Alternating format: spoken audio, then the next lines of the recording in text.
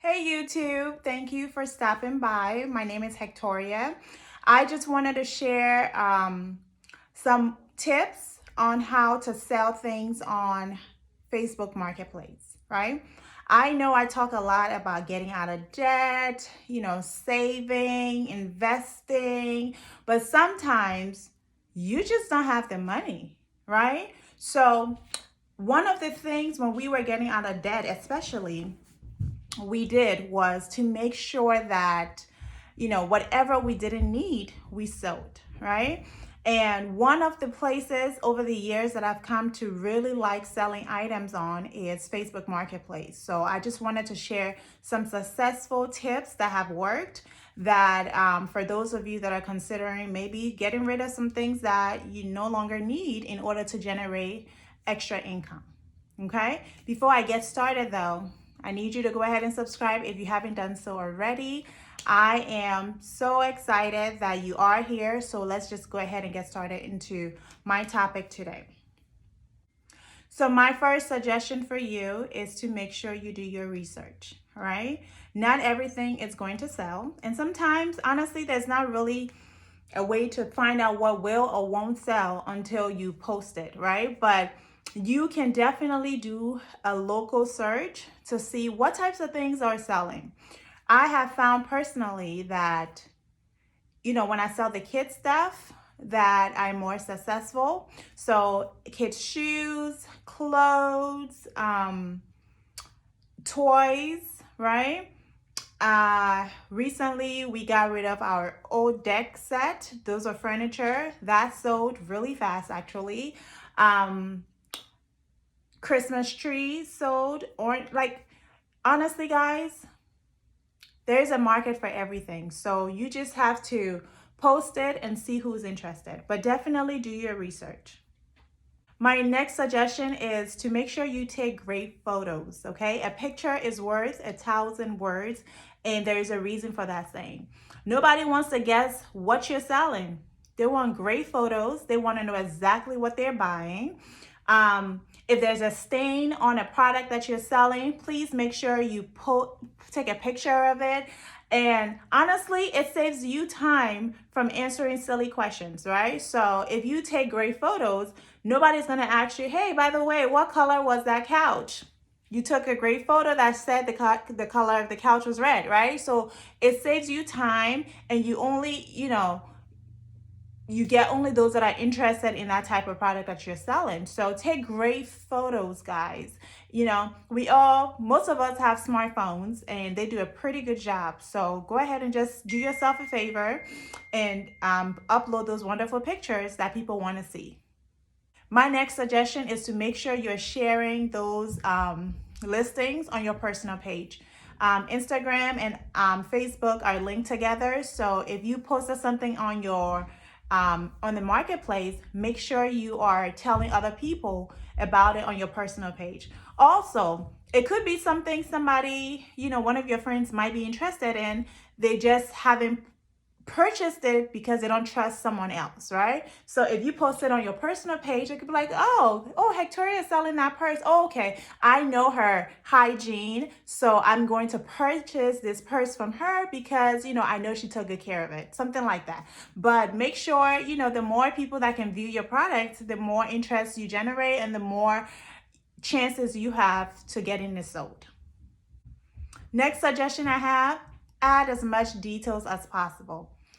I mean, if you held on to an old receipt, you can post it like, hey, this was a legit sale. This is how much I paid for it. And this is what I'm selling it for now, right?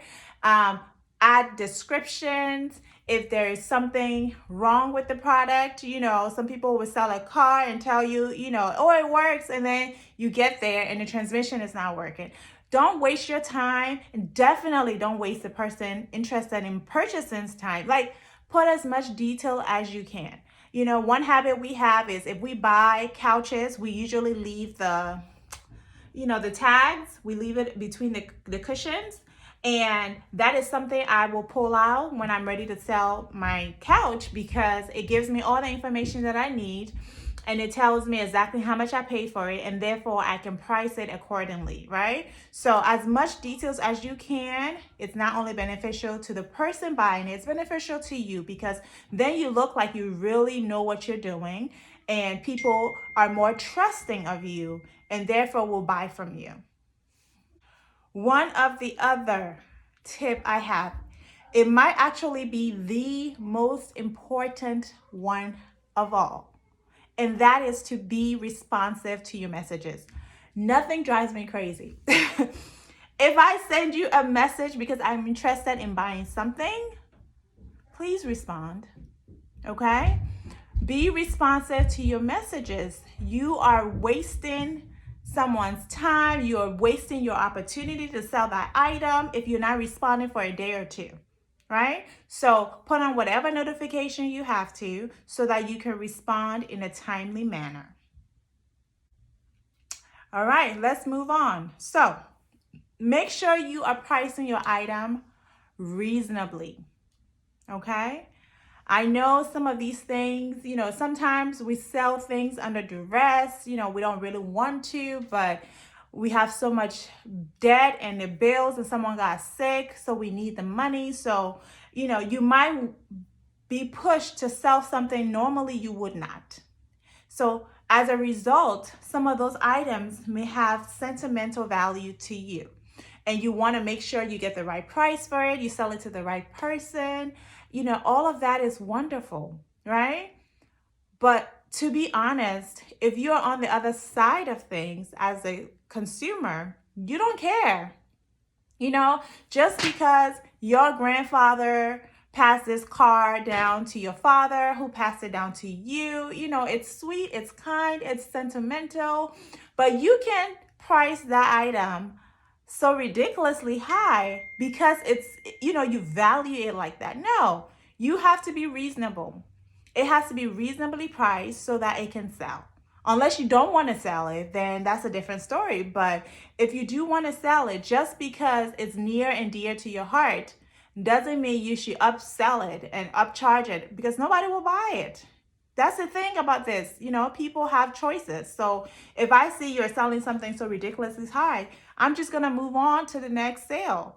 So make sure you are not emotionally attached, and that's why you are overcharging for something.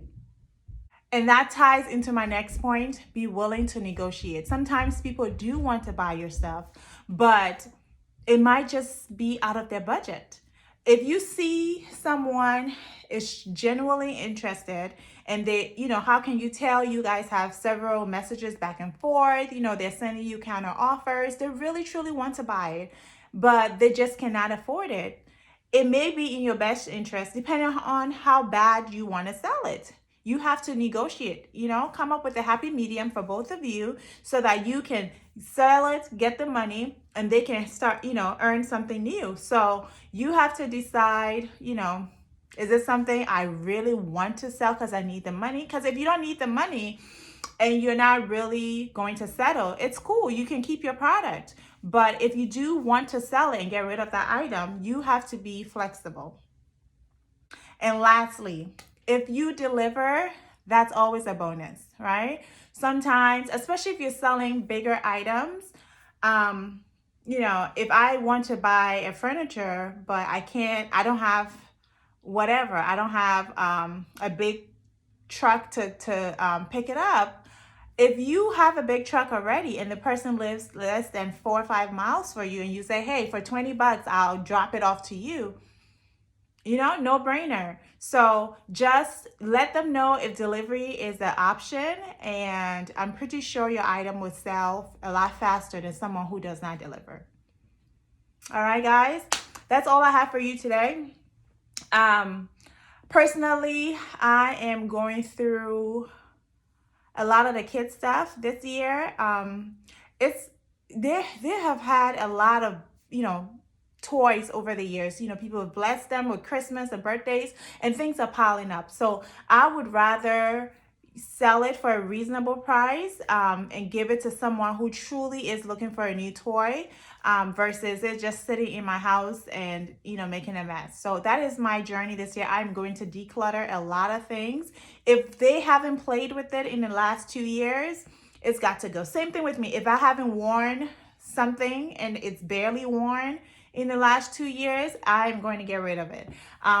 It's so freeing to declutter, and I am seriously appreciating that aspect of it. Plus, when you get rid of it, you get more money in your pocket. So yeah, that's it. That's all I have for you guys. Let me know how it goes. Do you sell on Marketplace? Have you had bad experiences? Because so far I have not. I mean, I have people standing me up, you know, to say, oh, I'll be there, whatever, and then they don't show up. But besides that, I have not had any bad experiences. And did I mention it is free? Free, guys. Unlike eBay that charges you, you know, if you sell something, they get a cut of it.